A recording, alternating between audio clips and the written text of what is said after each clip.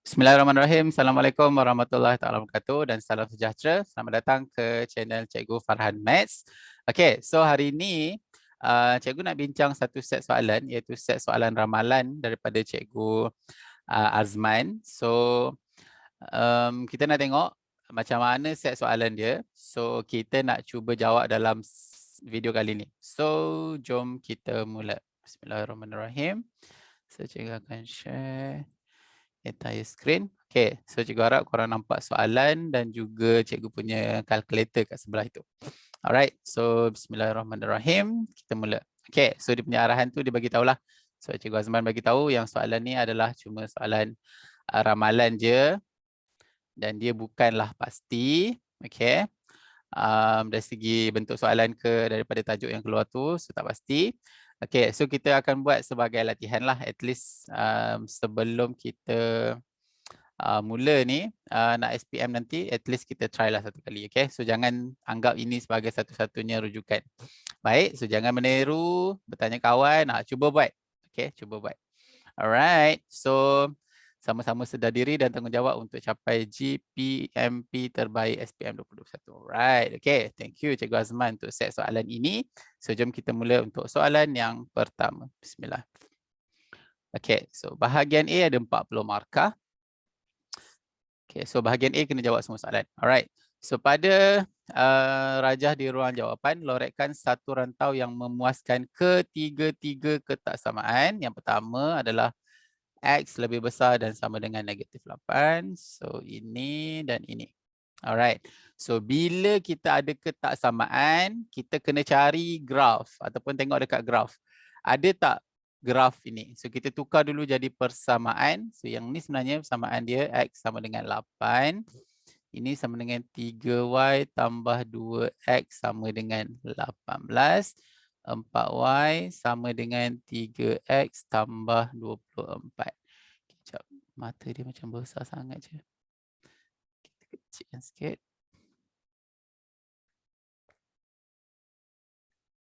Okey, baik. So, kita dah tukar jadi persamaan. So, apa yang kita buat adalah kita cek dekat graf ada tak persamaan itu. So, yang pertama X sama dengan 8. X sama dengan 8 adalah garis yang potong paksi X yang selari dengan paksi Y ni. So ini dah ada dah. Ini garis X sama dengan negatif 8. Alright. And then 3Y tambah 2X sama dengan 18. Kita dah ada dah graf ini. Kenapa dia garis putus-putus? Sebab simbol ketaksamaan dia tak ada sama dengan. Okay, so sekarang apa nilai yang kita tak ada lagi?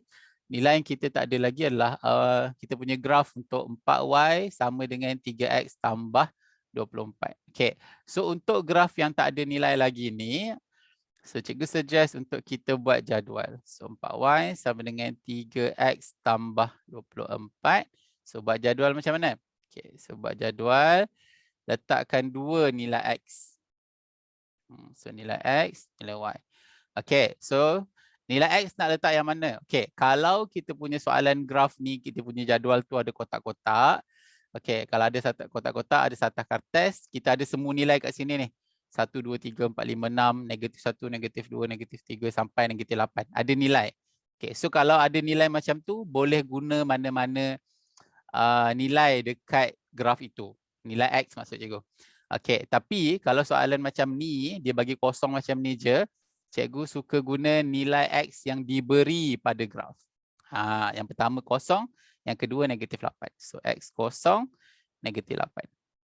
Okay, masukkan dalam formula setiga darab kosong, kosong lah. 3 darab kosong, kosong, tambah 24. 24 tu, dia kan 4Y. So, 4Y sama dengan 24. So, Y sama dengan 6. Okay, so Y sama dengan 6. Kita isi kat sini.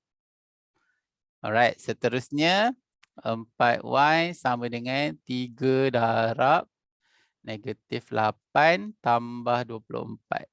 So ini negatif 24 tambah 24 kosong. So Y kita sama dengan kosong. So kosong. Okay, so kita nak tanda lah ni. Kita nak tanda. So X kosong, Y 6. Sudah cikgu. Y 6 tak ada pula cikgu. Tak ada nombor pun dekat 6. Okay, dekat sini dia punya trick dia. Bagus soalan Cikgu Azman ni. Okay, so 3y tambah 2x sama dengan 18. Kita susun jadi persamaan arm garis lurus. Kita akan dapat y sama dengan negatif 2x tambah 18 per 3 per 3. Per 3. Ini 18. So kita akan dapat y sama dengan negatif 2 per 3x tambah 6. So tambah 6 kat belakang ni adalah pintasan y, iaitu kat sini lah. Nilai dia 6. So kita dapat koordinat yang pertama untuk 0, 6 dekat sini. Yang kedua x dia negatif 8, y dia 0 kat sini. Okay. Bila kita dapat kat sini, kita dah dapat dua koordinat dekat graf. Apa yang kita buat? Kita garislah. So, kita tengok simbol dia. Simbol dia lebih besar. Tapi tak ada sama dengan. So, bila tak ada sama dengan, garis kita garis putus-putus. Korang pakai pembaris lah. Macam tu. Garis panjang-panjang macam tu. Okay. Tak siap lagi. Kita nak jawab soalan ni. Dia suruh lorekkan. Okay, so bila nak lorekkan, okay, tengok balik pada persamaan yang pertama, x sama dengan 8. Apa simbol ketaksamaan dia? X lebih besar. Bila kita baca dari x, kita akan tengok kiri atau kanan. So, x lebih besar, dia akan pergi ke kanan. So, ini kawasan yang pertama. Okay. Yang kedua, kalau untuk 3y tambah 2x sama dengan 18, simbol ketaksamaan dia, ini pun sama. Kalau kita baca dari y, kita tengok atas bawah. Kalau kita baca dari x, kita tengok kiri kanan. So kalau y belah kiri, kita baca ke kanan, dia akan jadi simbol lebih kecil. Bila lebih kecil, ke bawah, ke bawah. Cikgu akan pakai anak panah ni sepanjang garis tu. Kalau dia terbahagi 2, cikgu letak 2. Yang ni kita bahagi 3, cikgu letak 3 anak panah. Okey. Dan yang keempat, yang ketiga adalah 4y sama dengan 3x tambah 24. So simbol dia kalau kita y perkara rumus belah kiri, kita baca ke kanan, y lebih besar. Bila y lebih besar, ke atas atau ke bawah. Okey, so bila lebih besar ke atas. So ke atas dan ke atas. Okey, so kita akan nampak satu kawasan yang ada 3 anak panah. So yang ada 3 anak panah, kita akan lorekkan dia. So cikgu akan lorek guna pen warna merah ni. Okay. So inilah kawasan yang berlorek. Anak panah kecil-kecil ni tak perlu padam pun tak apa. Okay, tapi kalau korang ada kaedah lain, tak perlu tukarlah, teruskan dengan kaedah tu. Tapi siapa yang belum ada kaedah lagi nak jawab soalan macam ni, cikgu suggest untuk guna kaedah anak panah kecil ini. Alright, so kita tengok soalan yang kedua. Okay, jadual menunjukkan harga dalam RM. Okay, harga dalam RM bagi 2 jenis air jus buah. Okay, dijual di sebuah restoran. Alright. Ciu membeli 5 cawan jus mangga dan 3 cawan jus strawberry di mana dia mendapat baki RM RM1 apabila dia membayar menggunakan 5 keping wang RM10. Maksudnya dia bayar RM50 lah kan. So soalan nak apa? Dia nak hitung harga dalam RM bagi belian jus strawberry. Dia nak spesifik kepada harga strawberry. So harga strawberry adalah 4x. Bila kita tengok 4x, maksudnya apa? Kita kena tahu nilai x lah. Baru kita boleh dapat harga untuk belian jus strawberry. Okay, so apa yang kita buat adalah kita akan combinekan semua info-info ini dalam jadikan dia persamaan dalam sebutan X. Sebab kita nak cari nilai pembeli ubah nilai X. So kita kena ada persamaan dalam sebutan X. Okay, so apa yang kita buat adalah dia beli 5 jus, harga 5 cawan jus mangga, harga 1 adalah X kuasa 2 tambah 5. So apa yang kita buat adalah kita darab lah. Dia beli 5 cawan, harga 1 berapa? Harga 1 X kuasa 2 tambah 1. Lepas tu dia beli lagi 3 cawan. Okay, dia beli lagi 3 cawan and then harga dia 4x. Okay. Dia mendapat baki dia dapat baki RM1 bila bayar 55 keping duit RM10. Okay, maksudnya total harga jus mangga dengan jus strawberry yang Ciu beli ni adalah 49. Tu kena faham betul-betul tu. ayat dia. Dia bukan bayar RM10 tapi dia bayar 5 keping. Kalau kita ni jenis yang asal nampak nombor je nak masuk kalkulator, mesti terperangkap dekat sini. So, guys, cikgu pesan baca soalan, garis isi penting dan faham betul-betul situasi dia. Okay, so bila dah dapat macam ni, so kurungan kita boleh darab masuk. Ini pun darab masuk. Okay, so kita akan dapat 5x kuasa 2 tambah 5 tambah 12x sama dengan 49. Okay, so kita akan dapat 5x kuasa 2 tambah 12x tambah 5 tolak 49 sama dengan kosong. Kenapa kita jadikan sama dengan kosong? Sebab pemboleh ubah x kita ada kuasa 2. So, maksudnya ini adalah persamaan kuadratik. Persamaan kuadratik mesti nak jadikan dia sama dengan kosong. Tapi belum settle lagi ni, kita kena selesaikan yang ada sebutan sama tu.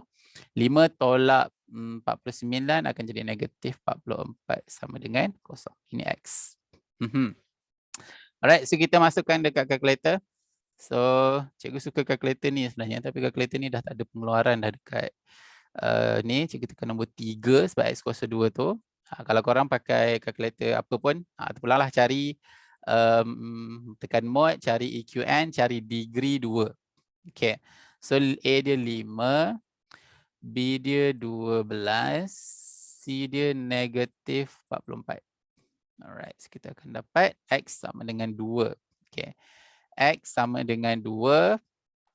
Satu lagi. Negatif 22/5. Okay, ini cikgu nak bagi tahu. Bila soalan kuadratik dah jadikan dia sama dengan kosong, terus standby kurungan sama dengan kosong. Terus standby ini. Ini satu markah untuk jalan kerja. Kalau tak tunjuk yang ni, kita hilang markah jalan kerja. Okay, jalan kerja apa? Sebabkan ni kertas 2, kena tunjuk jalan kerja. So, kuadratik kena tunjuk yang kita buat pemfaktoran kat sini. Walaupun pemeriksa tahu je korang tekan kalkulator, tapi kena tunjuk jalan kerja. So, kat sini akan jadi X tolak 2. Kat sini akan jadi, okay, kita nak jadikan dia sama dengan kosong. So, 5 pindah dulu jadi 5X. Lepas tu negatif 22 pindah jadi tambah 22. Okay, so bila ada dua nilai X ni, secara logiknya yang mana yang kita punya berkaitan dengan X ni? So, X kan harga. So, takkanlah harga kita negatif. So, kita tak ambil yang ni. Kita ambil X sama dengan 2. Soalan nak apa? Soalan nak harga bagi belian jus strawberry. Okay. So, harga strawberry. Kau kena faham dia nak apa? Belian jus strawberry. Maksudnya harga yang Ciu beli untuk jus strawberry. Bukan harga satu strawberry. Okay. Harga satu jus strawberry adalah 4X. Okay. Tapi dia beli berapa? Dia beli 3 tadi. So, kena darab dengan 3. So, 4 darab dengan 2 yang X kita dapat tadi 2. Darab juga dengan 3. So, 4 darab 2, 8. 8 darab 3, 24. So, jawapan dia RM 24. Okay. Boleh? Faham? Alright, kena faham tu soalan nak apa. Bukan dia nak harga satu cawan strawberry, tapi dia nak belian jus strawberry. Maksudnya hasil pembelian Ciu tadi tu, berapa harga dia untuk jus strawberry sahaja. Okay, faham. Okay, kalau siapa tak faham, boleh komen dekat ruangan komen. Kalau sempat cikgu balas kat sana. Ataupun boleh join cikgu punya channel Telegram. Boleh tanya juga dekat channel Telegram cikgu. Okay, so cikgu sentiasa standby je dekat situ sementara korang nak SPM ni. Okay, kita tengok soalan nombor 3. Bismillah. Okay, nombor 3 dia bagi tahu ini adalah data menentukan jisim dalam kilogram sekumpulan 7 pemain futsal. Okay, kalau soalan macam ni, cikgu suka nama dia sebagai random data. Okay, data ni kalau cikgu suka bahagi dia kepada 2 bahagian. Iaitu yang pertama random data, yang kedua adalah data berjadual. Okay. Sebab apa cikgu bahagi? Sebab dia ada formula yang berbeza. Untuk cari mean, nak cari variance, nak cari sesian piawai, formula dia berbeza. Okay. Kalau random data ni nak pakai yang mana? Okay. Random data ni kita pakai formula yang tak ada F. Yang tak ada F. So contoh, mean formula dia kan jumlah jumlah X bahagi N. Ada satu lagi min, jumlah F darab X bahagi dengan jumlah F. Yang F ni untuk data berjadual. Yang ini, yang ada N ni adalah random data. Ini termasuk dalam kumpulan random data yang tak ada F. Okay. Tengok kat senarai formula korang tu, min ada 2 formula, variance ada 2 formula, sisi awal ada 2 formula. Okay, so kalau random data pakai yang tak ada F. Alright. F tu apa? F tu frekuensi. Bahasa Melayu dia kita panggil kekerapan. Baik, so kita nak jawab soalan ini, kita nak cari sisi yang piawai. So first kita kena cari min. So jumlah semua. So 50 tambah 57. Sekejap, cikgu tulis dekat kalkulator boleh? So korang kena tulislah. So 50, so clear jap. Okay, so 50 tambah 57 tambah 52 tambah 64 tambah 51 tambah 63 tambah 55. Alright, so kita akan dapat 392. So 392 bahagi berapa bilangan data? 7. So terus bahagi 7. So, kita akan dapat dia punya min adalah 56. Okey, kita punya sisihan piawai. Sisihan piawai formula dia adalah punca kuasa jumlah X kuasa 2 bahagi N tolak min kuasa 2. Formula ni tak payah hafal pun. Korang boleh tengok dekat senarai formula sahaja. Okay. Kita nak cari X, jumlah X kuasa 2 tu. Kalau cikgu pakai macam ni je. Sebab tu korang jangan biasakan tekan on untuk mulakan korang punya ni. Sebab data yang sebelum ni kita type tu kita boleh guna. Kalau kita nak tekan kuasa 2 kan. So kuasa 2 masuk kat sini je. Korang sikit-sikit tekan on, sikit-sikit tekan on. Tu hilang data. Rugi. Tracer ni kemahiran kalkulator penting sebab ini senjata yang kita dibenarkan bawa. Bila senjata yang dibenarkan bawa, rugilah kalau kita tak manfaatkan betul-betul.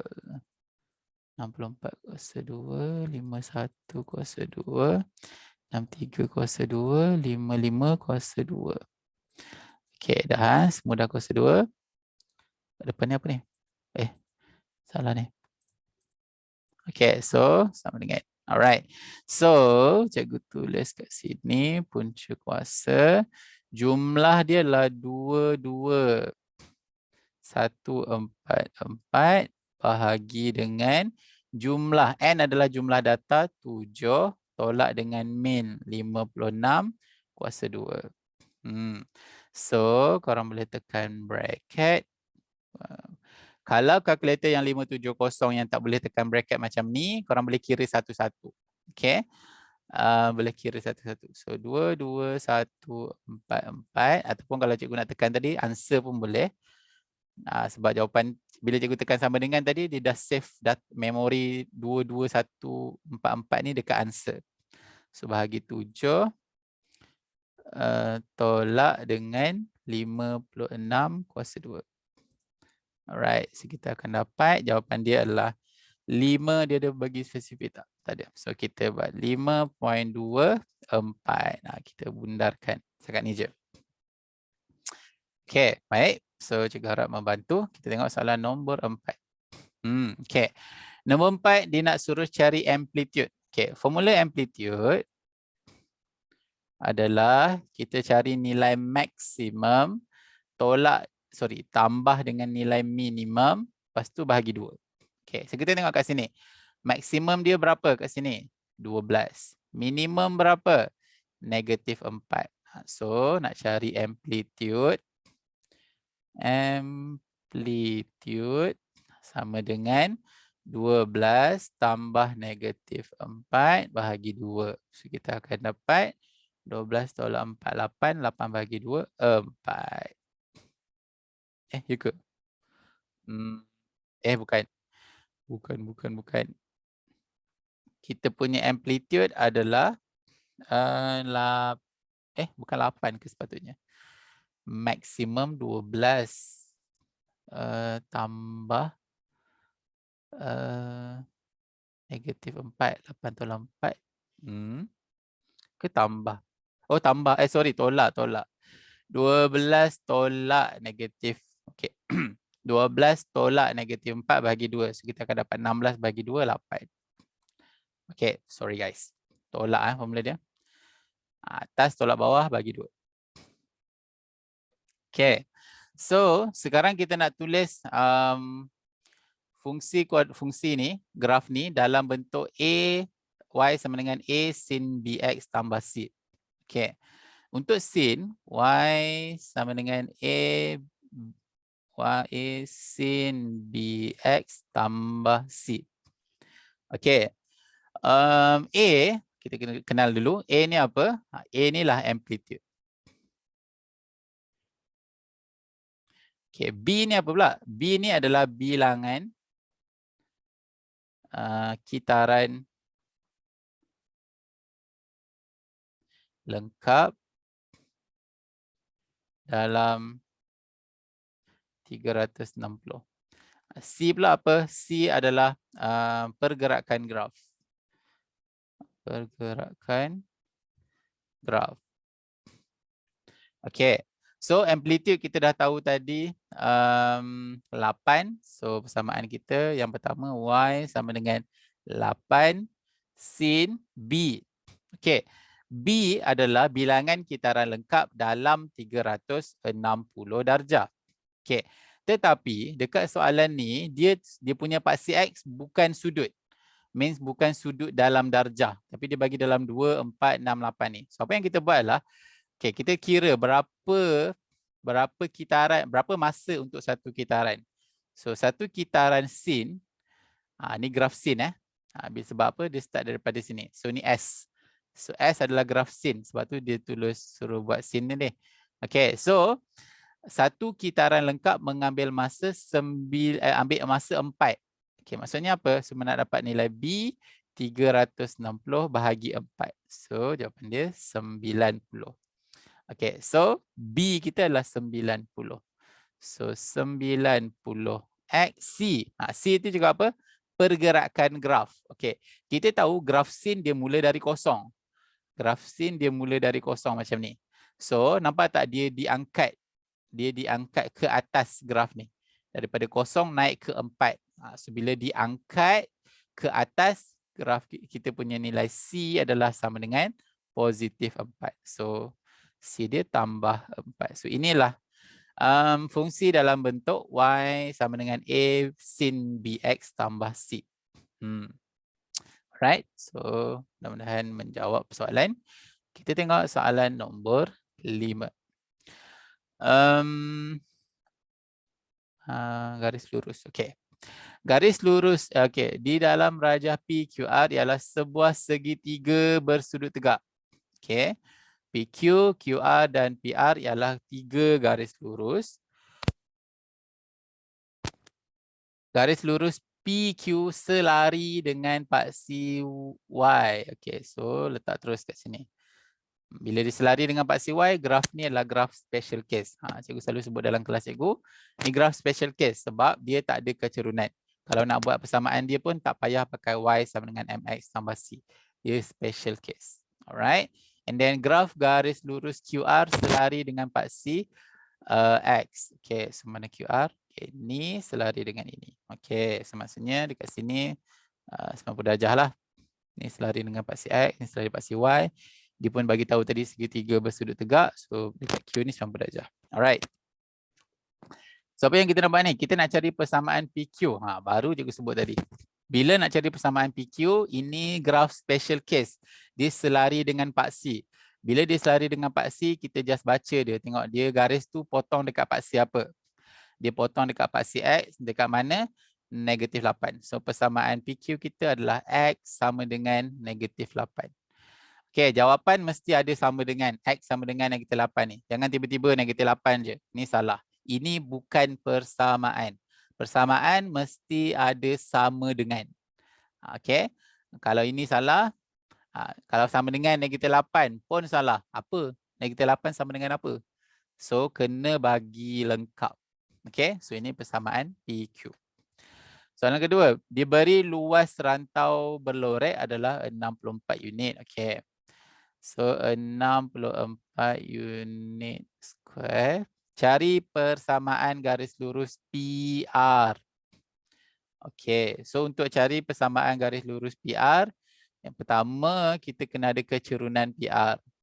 So PR nak cari kecerunan macam mana? Ada tak dua koordinat atas garis PR? Tak ada. Dua pintasan ada tak? Ada satu je pintasan Y, pintasan X tak ada. Okay, yang ketiga nak cari kecerunan adalah ada tak garis selari lain? Pun tak ada. Maksudnya apa? Kita kena cari satu lagi koordinat. Sebab kat sini dah ada koordinat iaitu 08. Kita kena cari lagi satu nilai koordinat. Okey, dekat R ni kita tak ada, okey, kita ada info, X kita tak tahu tapi Y kita 2. Okey, dekat P kita tahu X dia negatif 8, Y yang tak tahu. Okey, so jangan panik. Okey, cikgu nak pesan, matematik every info soalan penting. Okey, bila cikgu sebut every info, nampak tak ni? 64 unit tadi. Dia bagi ni bukan saja-saja. Mesti nak bantu kita. So, bila kita bagi luas kawasan berlorek, mestilah melibatkan segi apa? Koordinat P. Kalau koordinat R tu dia tak ada kena-mengena dengan kita punya luas kawasan berlorek tu. Jadinya kita boleh guna ini untuk cari koordinat ni ataupun nilai Y kat sini. Okay, so ini adalah luas yang berlorek ni, bentuk dia trapezium. So bila trapezium, formula luas dia, kita kena tahu sisi selari dia. Okay, so sisi selari dia 2 ke 8, 6. Sini ke sini tak tahu. So kita letak dia sebagai X lah, kita nak cari. Ataupun okay, ataupun kita pakai Y. Ni kan ada Y kan. So kat sini Y. Okay, so tapi yang ni adalah Y tolak 2. Panjang ni. Panjang sisi ni adalah Y tolak 2. Bawah ni 2 ke negatif 8. Jarak antara dua sisi selari adalah 8. Alright. So apa yang kita buat? Kita masuk dalam formula trapezium, luas trapezium. 1/2 darab 2 sisi selari. 6 tambah Y tolak 2 darab dengan jarak antara dua sisi selari 8. Sama dengan berapa? Sama dengan 64. Okay.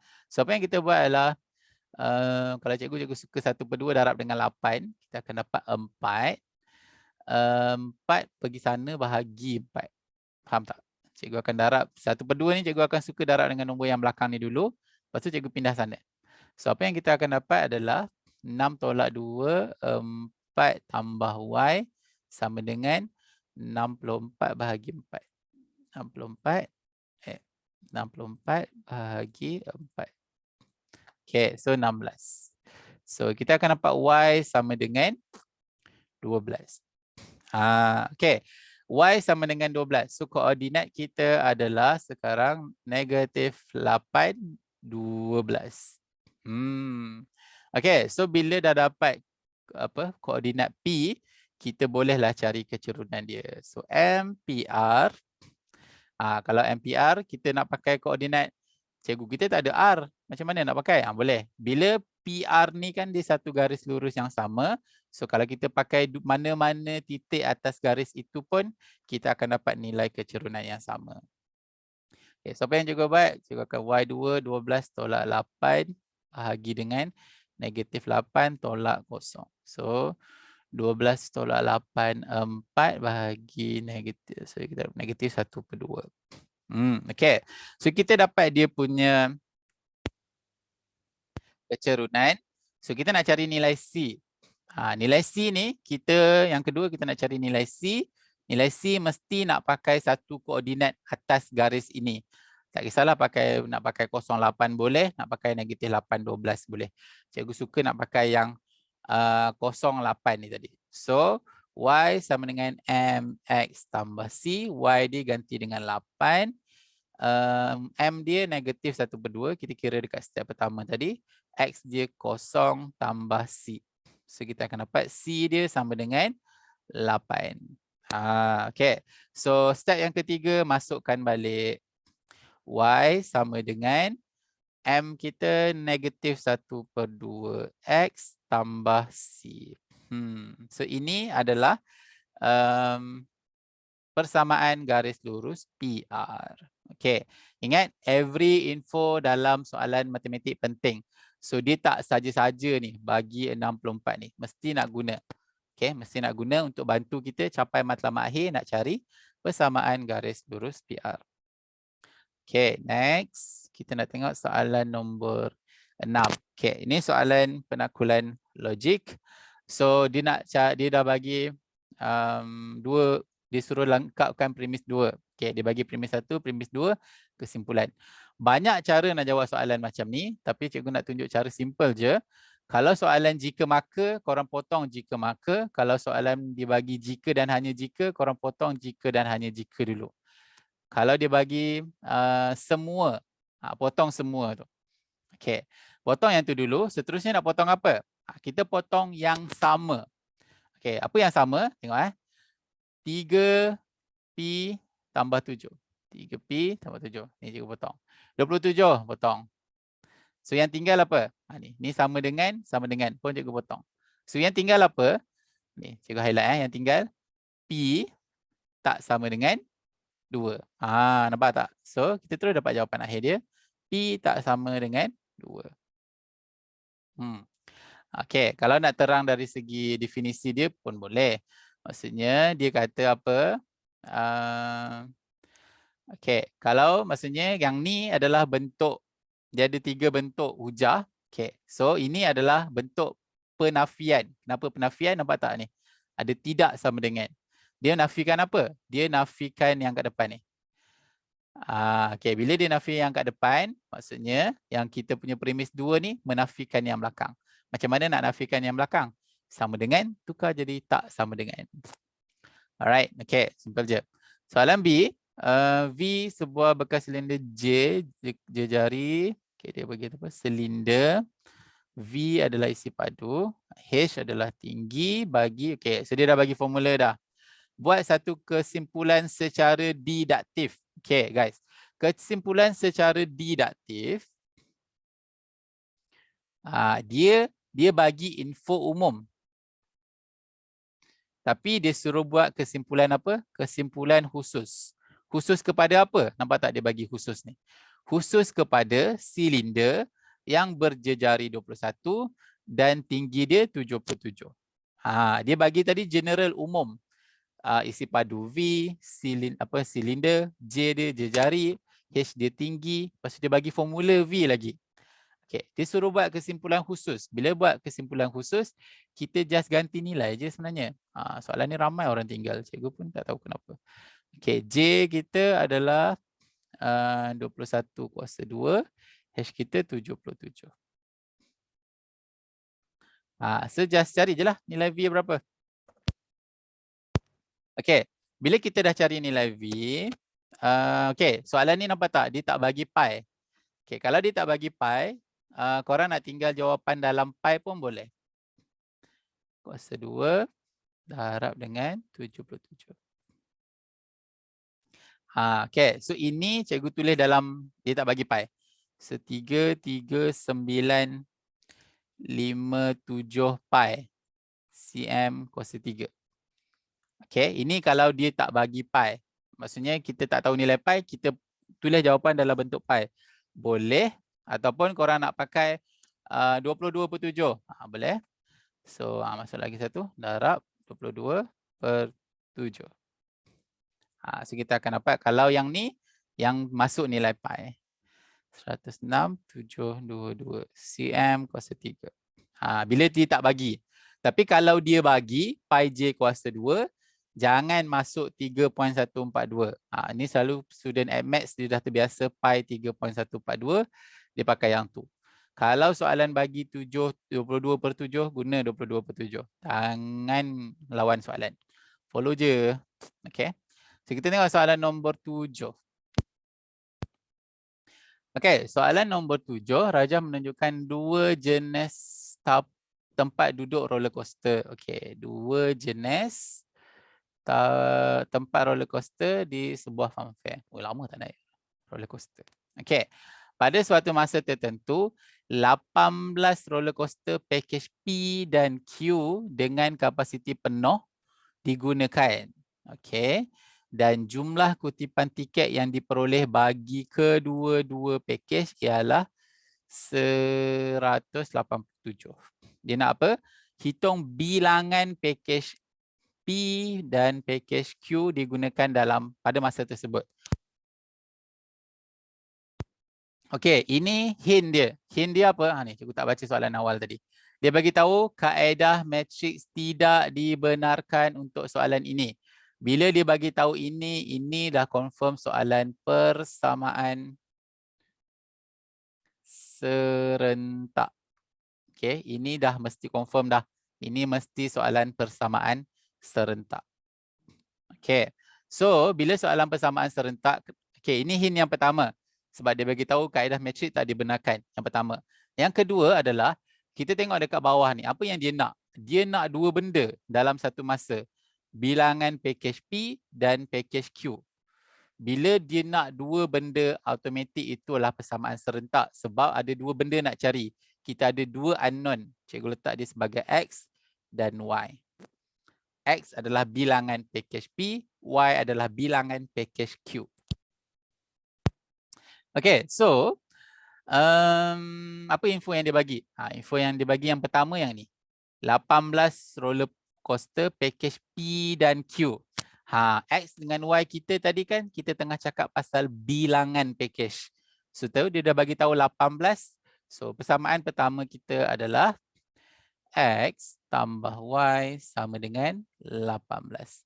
Simple je. Sebab tu kena declare X dengan Y kita tu dengan spesifik. Okay, dengan spesifik. Alright, seterusnya kita nak tengok untuk info yang kedua. Info kedua ni dia bagi tahu berkaitan dengan jumlah kutipan tiket untuk kedua-dua package. Bila berkaitan dengan duit, kita nak kira jumlah duit, mestilah kita kena darab dengan berapa harga satu. Harga satu berapa? RM9 satu package, RM14 satu package. Berapa bilangan package yang dia beli? X dengan Y. So, kita dah dapatlah persamaan kat situ. Satu harga package P berapa? RM9. Dia beli berapa? Dia beli X package. X kan bilangan tadi. So 9X tambah 14Y sama dengan 187. Bila soalan persamaan serentak, korang dah sampai sini dah boleh senyum dah lah. Okay, so korang boleh nak buat penghapusan boleh, penggantian pun boleh. Okay, kalau cikgu, kita buat penghapusan je lah. Senang sikit. So, kita nak hapuskan X. Bila nak hapuskan X, mesti nak samakan sebutan X dulu. Ini X, ini 9X. So, apa yang kita buat? Kita darab dengan 9, persamaan 1. So, cikgu tulis kat sini. So, 9X tambah 9Y sama dengan 18 darab 9, 162. 162. And then 9X tambah 14Y sama dengan 187. Okay. Bila dah ada sama macam ni, 9X, 9X, kita nak hapus je. Bila hapus, kita nak jadikan dia kosong. So tips dia, kalau simbol dia sama, kita tolak. Kalau simbol dia berbeza, kita tambah. Contohnya 19X, bawah satu negatif 9. So kita tambah untuk hapuskan dia. Ini kita tolak. Habislah. So, kat sini kita akan dapat 9Y tolak 14Y sama dengan 162 tolak 187. Saja je cikgu tulis supaya korang nampak. So 9 tolak 14 negatif 5Y 162 tolak 187. Okay, kita akan dapat negatif 25. So negatif 25. So kita akan dapat Y kita sama dengan 5. Y itu apa? Bilangan package Q. Seterusnya nak cari nilai X. Kita pakai persamaan 1, senang. So X tambah Y sama dengan 18. So X sama dengan 18 tolak Y, iaitu tolak 5. So dapat 13. So this is our final answer. Okey, kalau nak guna penggantian pun boleh, tak ada masalah. Ni kita ada persamaan satu ni ada X tambah Y. Ni dia ada pemboleh ubah yang single. So senang untuk buat penggantian juga. Okey, soalan nombor 8. Okey, nombor 8 ni pasal bulatan. Ni kalau tak perimeter mesti berkaitan dengan luas. Okey. Dalam rajah menunjukkan sebuah segitiga bersudut tegak. Bila segitiga bersudut tegak ni mesti nak guna trigo ataupun teorem Pythagoras. Mungkin. Okey. Dan sebuah bulatan berpusat di O. Okey. Dari diberi sudut POQ. Bila disebut POQ, sudut kita mesti dekat huruf kat tengah-tengah. Sudut kita dekat O. So POQ. So sudut kita kat sini. 60. And then ORQ adalah 14. ORQ. Okay. So semua ni 14. Okay. And then menggunakan ni dia bagi dah nilai pi. Hitung luar rantau berlorek. Okay. Nampak tak tadi cikgu cakap apa? Bila sebut segitiga bersudut tegak, tak guna, mesti nak guna trigo ataupun teorem. Dua T tu. Okey. Tapi bila melibatkan sudut ni, bukan teorem lah. Mesti nak guna trigo. Okey, sudut 60 kat sini. So ini adalah hypotenuse, ini adalah opposite untuk 60. Ini dia punya adjacent dia. So kita ada sudut 60 kat situ. Kita nak cari apa ni? Nak cari bulatan mesti nak tahu je jari. So kita nak cari adjacent. So yang terlibat sekarang adjacent dengan hypotenuse. So kita pakai cah. So, maksudnya cos.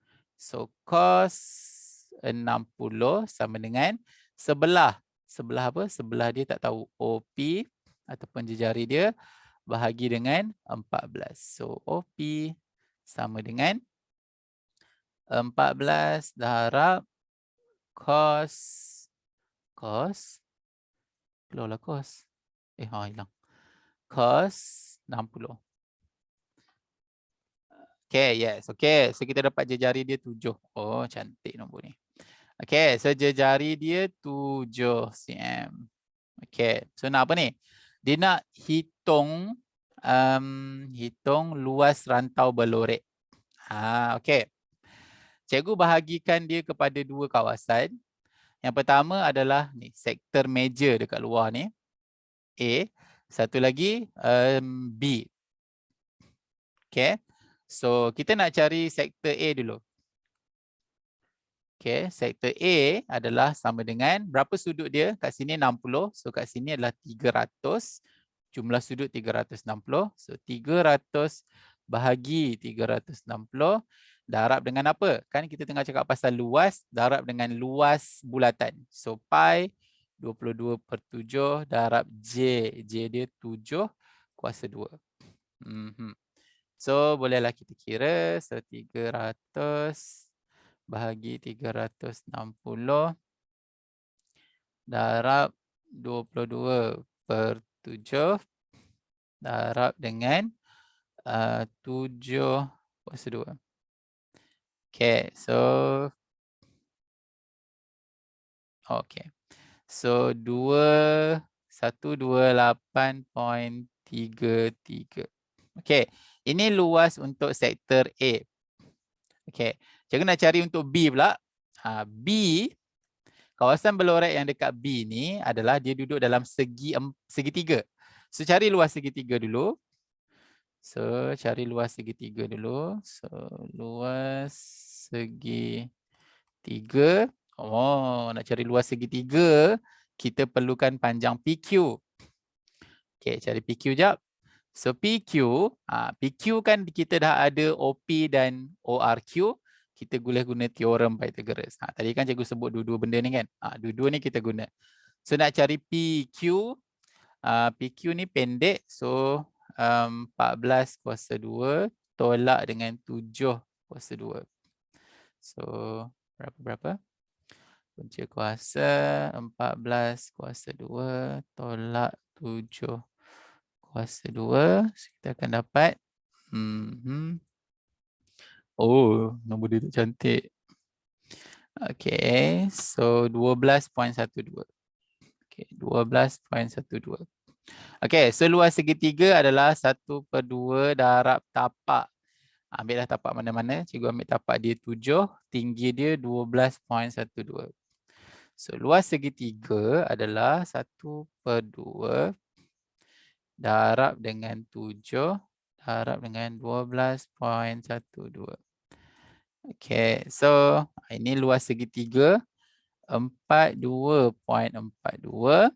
Okay, kita nak cari B. Luas untuk kawasan B. Luas segitiga. Oh, kena tolak yang tak berlorek dulu. Okay, cikgu label lagi satu lah. Okay, cikgu label ni sebagai C. Okay, so kita nak cari sektor C. So, sektor C, sudut dia 60. So, 60/360 darab pi J kuasa 2. So, pi 22/7. J kita sama 7 kuasa 2. Nampak tak cikgu tak hilangkan lagi ni. Cikgu padam je. Sebab tu kalkulator ni korang kena manfaatkan dia betul-betul. Sama dengan ataupun okey 2.67. 25.67. Okey, so nak cari kawasan B sahaja. Okey, pening pula. Okey, nak cari B sahaja, luas segitiga 42.42. Tolak yang tak berlorek C 25.67. So kita akan dapat 42.42 tolak answer. So kita akan dapat panjang sikit. So kita akan dapat 16.753. Okay, so nak luas kawasan berlorek. Luas kawasan berlorek sama dengan, jumlahkanlah. Luas A 128.33 tambah luas B 16.753. So cikgu tambah. Ni mana pula kalkulator cikgu ni? Hilang dah. 128.33 tambah 16.753. Alright, so kita akan dapat jawapan akhir dia adalah 145.083 cm kuasa 3. Okay. Ataupun 145.09 pun betul. Alright, so ini. Okay guys, bila korang dah buat jalan kerja pandai panjang ni kan, korang pergi sana, pergi kiri. Make sure korang ni. Kalau cikgu punya ni adalah hashtag macam ni. So kalau garis sikit ke, untuk bagi pemeriksa nampak jawapan akhir korang kat mana. Jadi korang jawab kat sini, kiri kanan, tiba-tiba jawapan akhir dia pemeriksa cari tak jumpa. Rugi. So korang highlightkan sikit, dia adalah jawapan akhir korang. Nak garis ke ataupun nak buat hashtag macam tu pun okey. Alright, so kita tengok soalan nombor 9. Okay. Ni apa ni? Insurans. Okay. Cik Jeffrey menginsurenskan sebuah rumah miliknya yang bernilai dianggarkan bernilai 300,000 dengan sebuah syarikat insurans di mana perjanjian co-insurance adalah 80-20%. Okay. Dan deductible adalah RM5,000. Baik. Dia bersetuju untuk membeli perlindungan berjumlah RM220,000.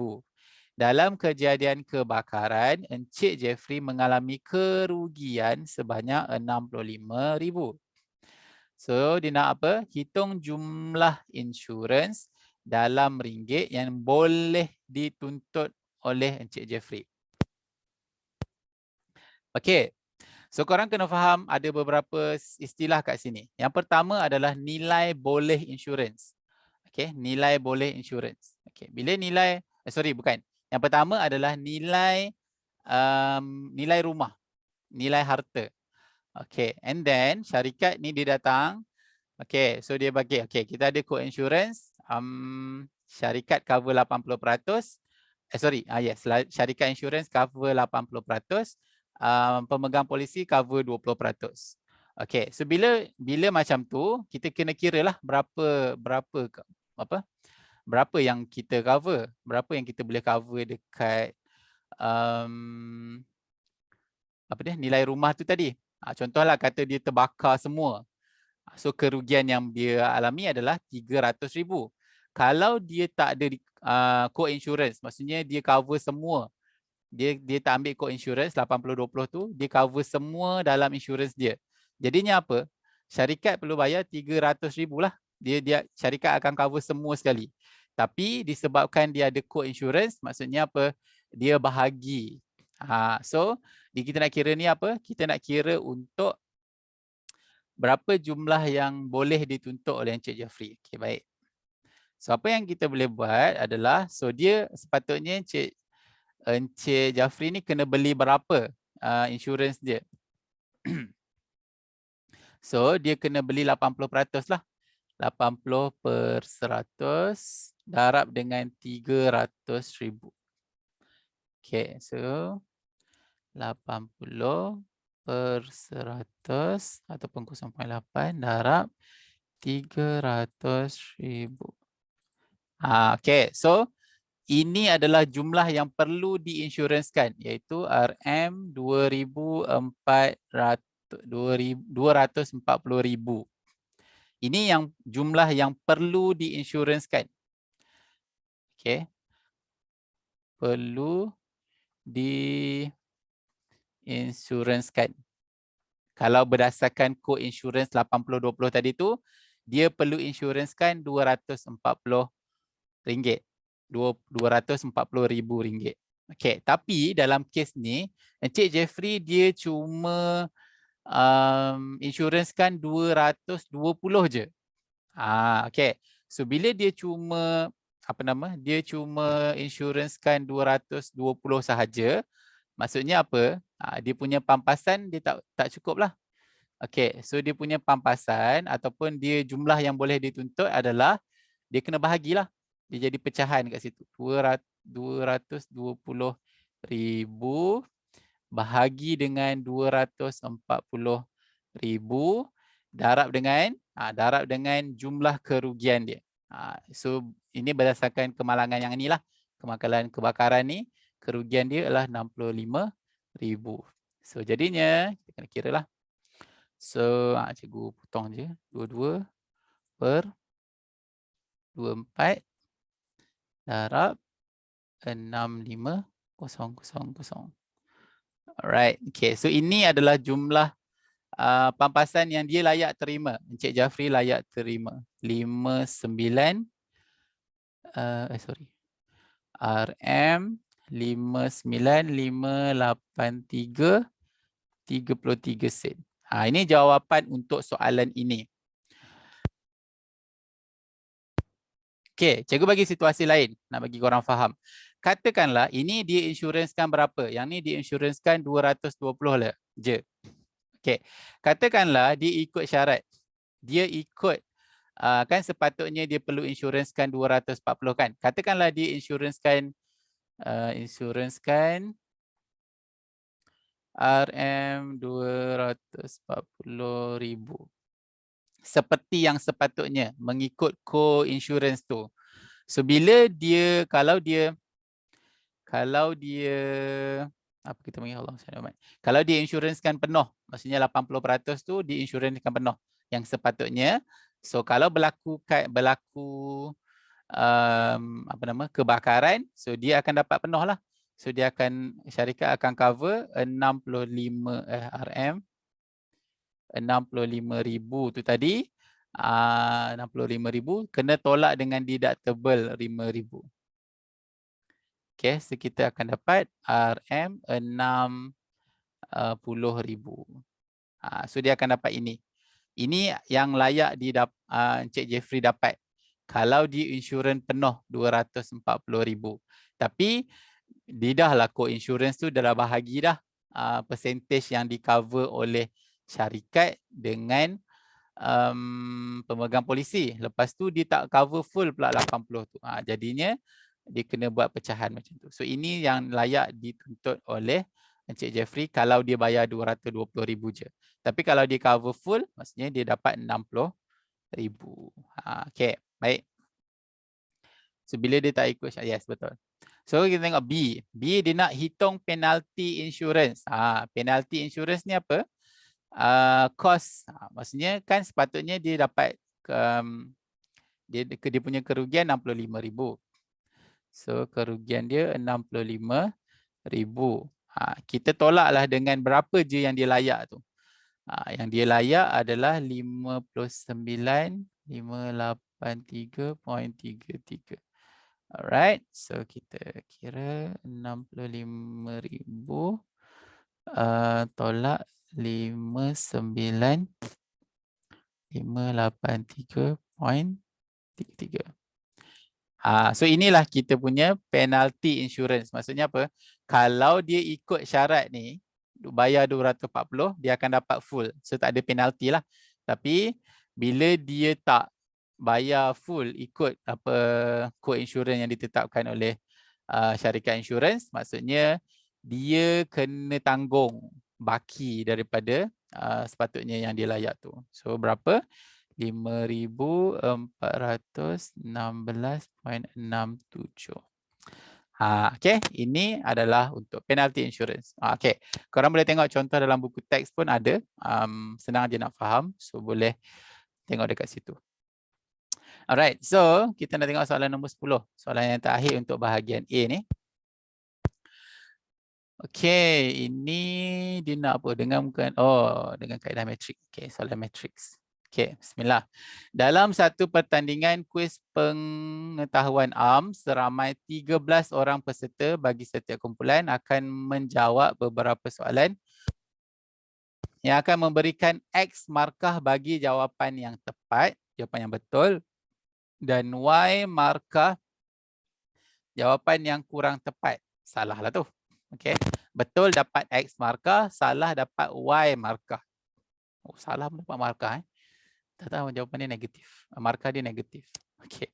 Berikut adalah jadual berkenaan setiap pasukan yang bertanding. Okay. Kita ada pasukan super, pasukan perdana. Dah macam Liga Bola dah. Liga Super, Liga Perdana. Okay. Liga Super. Pasukan super dapat 10 jawapan tepat. Jawapan kurang tepat dia 3. Perdana dapat tepat 8, kurang tepat 5. Okey, pasukan super muncul sebagai juara dalam pertandingan itu setelah mengumpul berapa markah? 10 markah. Ini jumlah markah. Okey, jumlah markah. Dia kata apa? Mengumpul 10 mata, bukan 10 mata. 10 mata lebih daripada pasukan perdana yang hanya berjaya mengumpul 92. Oh, okey. So pasukan perdana berjaya kumpul 92 markah. Super dia lebih daripada tu 10 markah. So jadi 102 lah kan. Okey, so kita nak bina persamaan yang pertama. So dia jawab berapa yang tepat? Dia jawab 10. Satu yang tepat berapa markah? X markah. So 10 darab X. Tambah dengan dia jawab 3 tak tepat. Kalau 3 dapat berapa? Dapat Y markah. Jumlah markah dia berapa? 92 tambah dengan 10 jadi 102. Persamaan pertama. Okey. Persamaan yang kedua ada 8 soalan tepat yang soalan perdana jawab. 1 dapat X jadi 8X tambah 5Y sama dengan 92. Okey. Okey, settle yang atas. 13, seramai 13 orang peserta. Okey. Alright. So, kita nak guna kaedah matrix. So, bila dah dapat 2 persamaan ni, jangan buat penghapusan penggantian pula. Yang ni dia dah spesifikkan menggunakan kaedah matrix. Mesti nak ada 2 persamaan macam ni. So, apa yang kita buat adalah kita masukkanlah dalam, okey tak apalah. 10, 8, 3, 5. Masukkan persamaan dalam sebutan matrix. Kat sini pun boleh ubah pertama X, Y. Sama dengan, ni jawapan belakang dia. 102, 92. Ini mesti susun dulu tau. Ini sebutan X, Ini sebutan Y, ini yang tak ada huruf, tak ada ayat, tak ada pembeli ubah. Alright. So, bila dah susun macam ni, kita kena tahu yang okay, kita ada matrix X, matrix Y kat sini. So matrix yang belah kiri ni dia macam algebra lah juga. Benda kita tak nak matrix ni duduk kat sini. Kita nak cari pembeli ubah kita. So apa yang kita buat? Kita pindah ke sana. Actually secara teori matematiknya bukan pindah. Tapi nak bagi mudah faham kan, korang nak biasa. Korang anggaplah macam pindah. So bila pindah biasanya kalau tambah jadi tolak, darab jadi bahagi, bahagi jadi darab, tolak jadi tambah kan. Kalau ini pindah dia akan jadi ni matrix. So bila pindah jadi matrix songsang. So matrix songsang dia akan jadi macam mana? 1 per. Ni formula matrix songsang ada dekat senarai formula kat depan. Okay, ini susunan huruf dia A, B, C, D. A, B, C, D. Okay. Yang pertama 1/AD tolak BC. Formula dia AD tolak BC. So A darab dengan D. A darab dengan D, so 10 darab dengan 5, tolak B darab C, so 3 darab 8. Okay, lepas tu dalam matrix ni apa yang berlaku? Yang bersilang tukar tempat, ni AD tukar tempat, 5, 10, B dengan C tukar tanda. Okay, tukar tanda. So negatif jadi positif jadi negatif. Negatif 8. Okay, lepas tu tulis balik. 10292. Okay, so selesaikanlah. Selesaikanlah dulu ni persamaan apa nama? Inverse songsang ni. Inverse matrix ni. So 50 tolak 50 tolak 24. Okay, 2/26. So yang ni salin je balik dulu, jangan risau.